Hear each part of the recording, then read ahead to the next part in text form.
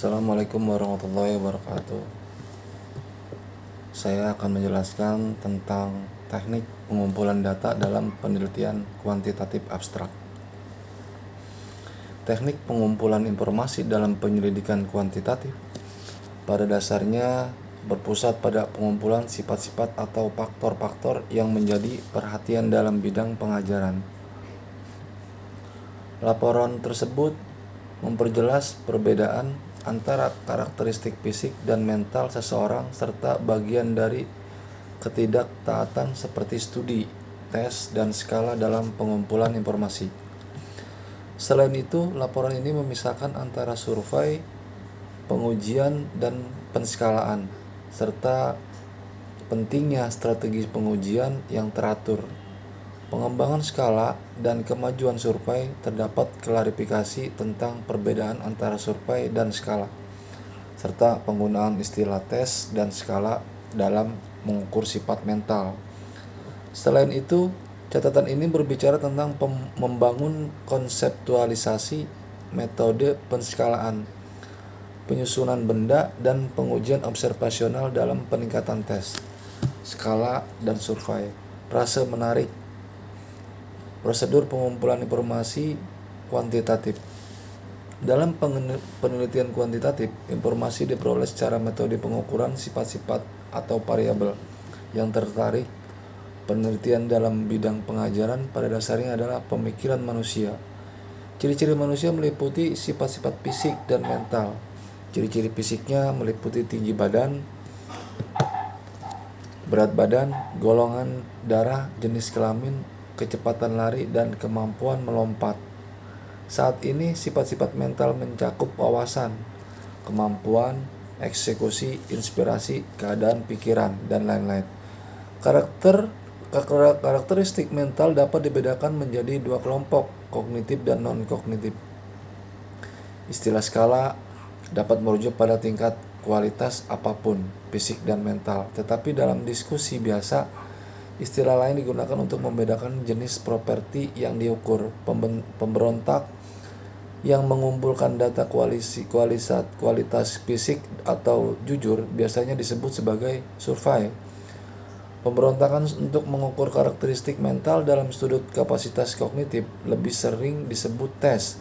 Sementara itu, ketidaktaatan untuk mengukur karakteristik mental dalam sudut non-kognitif biasanya disebut timbangan. Seperti dalam komentarnya, Saipudin Aswar dengan jelas menunjukkan perbedaan antara survei dan skala termasuk dampaknya. A.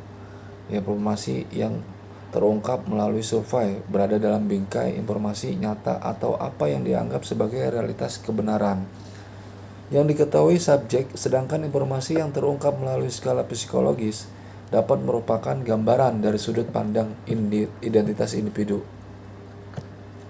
B. Reaksi-reaksi yang diberikan subjek survei tidak dapat diberi skor dalam artian biaya atau penghargaan atas jawabannya, tetapi atau mungkin dapat diberi nomor kode sebagai bukti pembeda atau pengklarifikasian jawabannya. Sementara itu, reaksi terhadap timbangan mental dinilai melalui persiapan penskalaan. C. Suatu rangkaian survei dimaksud untuk mengungkap informasi dan data hampir berbagai hal, sedangkan suatu rangkaian skala dimaksudkan sebagai salah satu alasan pengukuran. D. Keteguhan kualitas survei tergantung pada terpenuhnya anggapan bahwa responden akan menjawab apa adanya. Sementara itu, pendugaan skala mental yang dihasilkan harus mempunyai kualitas psikometrik yang tinggi karena makna, substansi, dan latar kalimat yang digunakan sebagai guncangan pada skala mental lebih terbuka terhadap berbagai sumber kesalahan. E. Legitimasi suatu survei lebih ditentukan oleh kejelasan alasan dalam kelengkapan data yang ingin diungkapkan, sedangkan legitimasi skala mental ditentukan oleh ketepatan operasionalisasi pembangunan mental yang akan diukur menjadi petunjuk perilaku dan perilakunya. A. Tes pengembangannya. Pertama-tama, strategi pengujian harus efisien, sependapat dengan YNF. Cascio, suatu strategi tes dikatakan teratur dalam 3 hal, yaitu tepat dalam hal substansi tes, 2. Tepat dalam hal pengaturan fase, 3. Tepat dalam hal tes penilaian terjadi saat ini. Tes tersebut berisi tes perilaku, artinya hal-hal yang terkandung dalam tes tersebut benar-benar merupakan pilihan-pilihan yang dianggap mewakili keseluruhan isi materi atau ruang penilaian. Itu sebabnya suatu tes harus muncul legitimasi substansinya, yang mengandung arti bahwa hal-hal yang dipilih sebagai tes dianggap mendasar untuk berbicara pada ruang estimasi. Alasan ujian secara umum. Alasan ujian adalah untuk pengambilan pilihan. Setuju dengan Wim J. van der Linden dalam bidang pengajaran dan penelitian otak. Jenis situasi pilihan dibagi menjadi 4, yaitu determinasi, situasi, klasifikasi, dan dominasi. Kerangka tes bisa juga disebut dengan cetak biru. Tes ditampilkan dalam bentuk tabel kerangka yang memuat penentuan soal-soal yang akan dibuat. A. Menukis hal-hal tes. B. Survei hal yang diisi. C. Uji coba. D. Tes ganti rugi jika diperlukan. E. Kumpulkan tes total. B. Skala dan pengembangannya. Metode peningkatan skala pada dasarnya sebanding dengan strategi peningkatan pengujian. Perbedaannya seolah-olah berada dalam kisaran estimasi. Dalam ujian tersebut, batas ukurnya berada pada bentuk kain yang harus dikuasai oleh peserta ujian, sehingga yang diharapkan dari pelaksanaan ujian tersebut adalah peserta memperoleh nilai ujian setinggi-tingginya.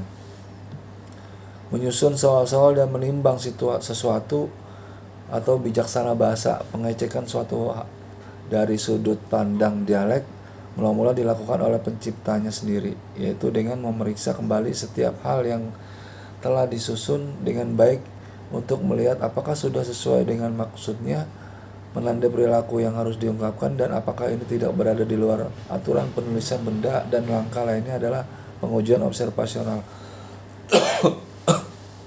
C. Kuesioner angket dan pengembangannya. Dalam penyelidikan kuantitatif, jika informasi yang ingin diselidiki berada dalam kerangka data yang benar, multidimensi, sehingga tidak mungkin digabungkan menjadi satu skor, tetapi harus dianalisis secara terpisah. Pada titik itu, instrumen yang diperlukan disebut survei atau survei. Kata survei digunakan untuk merujuk pada strategi atau pemberontakan. Artinya, bila menggunakan strategi survei, maka instrumen yang digunakan juga berupa survei. Antara survei dan wawancara terdapat persamaan dan perbedaan. Pada umumnya, survei dan wawancara sama-sama merupakan pengumpulan informasi pemberontak dalam kerangka susunan pertanyaan atau penjelasan. Dengan kata lain, keduanya merupakan alat pengumpulan data yang diperuntukkan untuk penyelidikan, sementara perbedaannya terdapat pada kedalaman dan data atau jawaban yang diperoleh serta kerangkanya. D. Populasi ukuran dan teknik pengambilan sampel. Sekian, hanya ini yang dapat saya sampaikan. Kurang lebihnya mohon maaf. Assalamualaikum warahmatullahi wabarakatuh.